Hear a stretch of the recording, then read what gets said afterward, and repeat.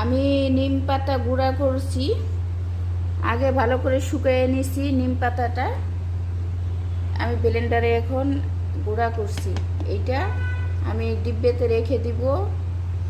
তারপরে এই গুঁড়া দিয়ে যাদের দাঁতে ব্যথা এটা ব্যবহার করতে পারবেন, মুখেও ব্যবহার করতে পারবেন। যাদের মুখে চুলকানো আছে, ব্রণ আছে, এটা দিবেন। একটু কাঁচা হলুদ দিয়ে মিক্স করে এটা মুখে লাগাবেন।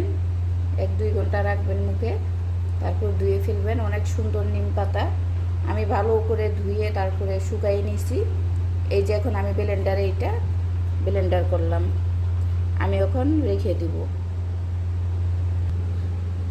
আপনাদের যখন ইচ্ছা তখনই এই গুঁড়োগুলো দেখছেন, এই যে আরও ভালো করে দেখায়।